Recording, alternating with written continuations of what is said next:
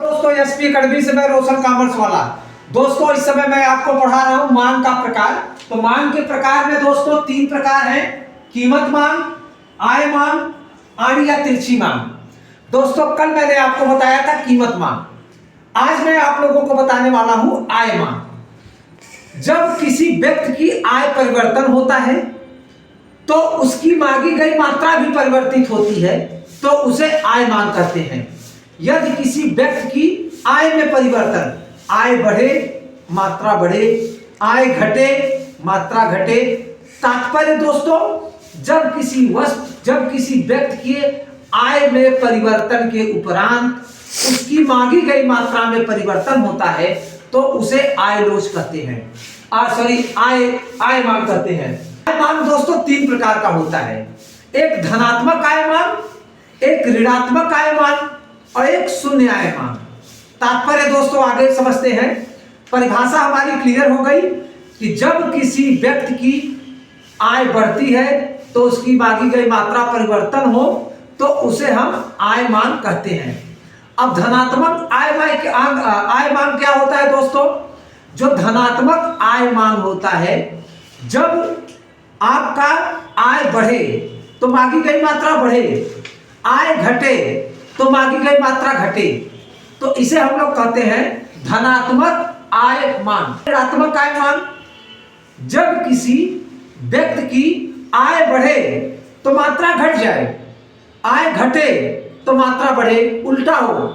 आय अगर घट रहा है तो मात्रा बढ़ जाए, आय अगर बढ़ रही है तो मात्रा घट जाए, इसे कहते हैं दोस्तों ऋणात्मक आय मांग। और तीसरा होता है दोस्तों हमारा शून्य आय मांग। जब किसी व्यक्ति की आय घटे या बढ़े परंतु उसकी मांगी गई मात्रा में कोई परिवर्तन न हो तो उसे शून्य आय मांग कहते हैं। तो आय मांग क्या होती है ये दोस्तों हो गया आय मांग। दोस्तों आय मांग की मैं परिभाषा बताऊं कि जब किसी व्यक्ति की आय बढ़े तो उसकी मांगी गई मात्रा में परिवर्तन होता है तो उसे हम लोग आय मांग कहते हैं। आय मांग क्या होता है दोस्तों आते हैं। जैसे आय मांग में एक व्यक्ति की आय है 10,000 से 20,000 हो गई, 20,000 से 30,000 हो गया, 30,000 से 40,000 हो गया, तो उसकी मात्रा पहले दोस्तों 5 थी, जब 20,000 हो गया तो 10 रुपए हो गए, 10 मात्रा हो गई। जब 30,000 हो गया तो 15 मात्रा हो गया, जब 40,000 हो गया तो मात्रा 20 हो गया। तो दोस्तों अगर मैं उल्टा बोलूं तो पहले आपका इनकम 40 था, 40,000 में 20 खरीदते थे, 30,000 होने पर 15 आपने खरीदा, 20,000 होने पर 10 खरीदा, 10,000 होने पर 5 खरीदा। जैसे जैसे कीमत परिवर्तन होता है वैसे वैसे मांगी गई मात्रा जैसे जैसे आय परिवर्तन होता है वैसे वैसे मांगी गई मात्रा परिवर्तन होता है। तो आय में परिवर्तन के कारण मांगी गई मात्रा जब परिवर्तित होता है दोस्तों तो हम उसे कहते हैं आय मांग। दोस्तों 10 पे 20 था तो यह आपका 10 है, 10 पे मांगी गई मात्रा 20 है। उसके बाद दोस्तों 10 पे 5 है, यह है 10 पे 5। उसके बाद 20 पे 10, 20 पे दोस्तों ये 10 हो गया, 30 पे 15, 30 पे दोस्तों ये 15 हो गया, 40 पे 20, 40 पे दोस्तों ये 20 हो गया। उसके बाद इसकी डिमांड रेखा यहां से टच करते हुए सबको जाएगी, ये हुई डिमांड। तो ये हमारी है आय मांग का ग्राफ। दोनों तरीके से कर सकते हैं। आय घट रही है तो मात्रा घट रहा है, आय बढ़ रही है तो मात्रा बढ़ रहा है। तात्पर्य दोस्तों आय में परिवर्तन के कारण अगर मांगी गई मात्रा परिवर्तित होता है तो हम उसे आय मांग कहते हैं। आय मांग 3 प्रकार का होता है, ये तीनों प्रकार भी बताऊंगा। आय मांग 3 प्रकार का होता है। एक होता है धनात्मक, ये वाला ग्राफ में भी काम करेगा, ये आपका ग्राफ धनात्मक आय में काम करेगा। एक होता है ऋणात्मक का मतलब होता है आय बढ़े तो मात्रा घट जाए या आय घटे तो मात्रा बढ़ जाए, जिसे हम लोग कहते हैं ऋणात्मक आय मांग। एक होता है शून्य आय मांग कि जब आपकी कीमत बढ़े आय आपका घटे या आय आपकी बढ़े लेकिन मांगी गई मात्रा में कोई परिवर्तन न हो, यानी आपकी आय घट रही है कि आपकी आय बढ़ रही है, उससे मात्रा का कोई परिवर्तन नहीं होता। जितना मात्रा तब था उतना मात्रा अब है। 10,000 कमा रहे थे तब भी आप 2 पीस खरीद रहे थे, 20,000 कमा रहे हो तब भी 2 पीस खरीदोगे, 2 लाख कमाओगे फिर भी 2 पीस खरीदोगे। तो इसे कहते हैं शून्य मान। मतलब मान का जो तीसरा प्रकार होता है वो होता है शून्य मान। आय शून्य, यानी आय बढ़ने के कारण आपकी मांग शून्य रहे। मैं तीनों प्रकार बताऊंगा कि जब कीमत में धनात्मक आय क्या होता है, ऋणात्मक आय क्या होता है और शून्य आय। अब दोस्तों मैं आपको आय मतलब आय मान के प्रकार पढ़ा रहा हूं। पहला प्रकार है धनात्मक आय मान।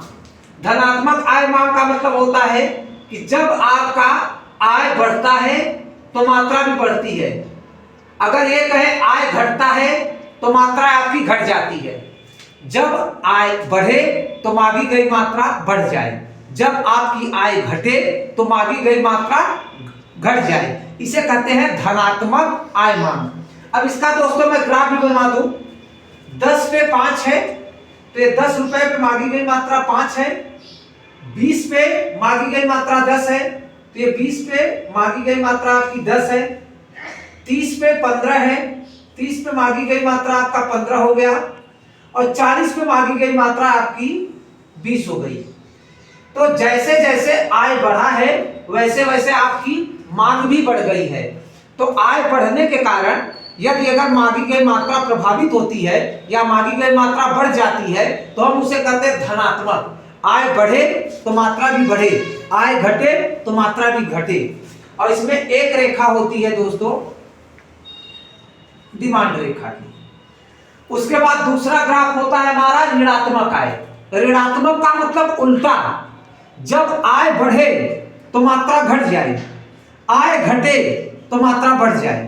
अगर आपकी आय बढ़ती है तो मांगी गई मात्रा घट जाए, अगर आपकी आय घटती है तो मांगी गई मात्रा बढ़ जाए।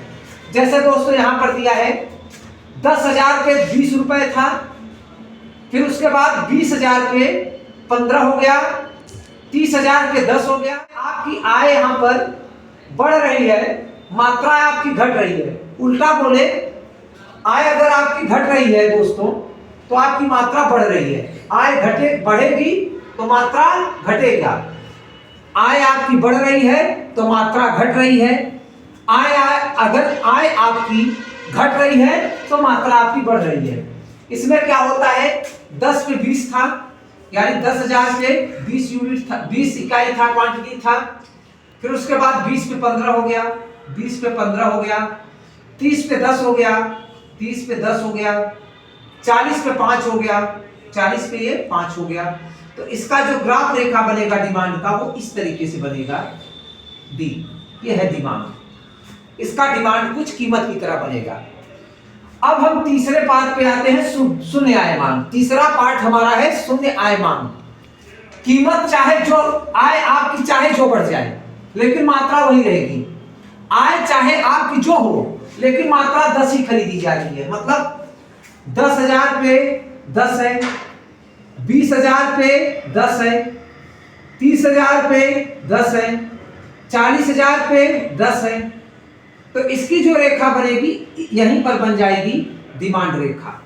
ये ऐसी कुछ डिमांड रेखा बनेगी इसकी। तो ये हमारी थी आय मान के प्रकार।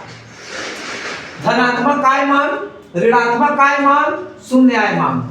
दोस्तों ये क्लास में इंपॉर्टेंट हो सकता है और ये दोस्तों ये सीएस सब के टॉपिकों के लिए इंपॉर्टेंट है। तो इसको आप लोग अच्छी तरीके से बनाइएगा ग्राफ के साथ में।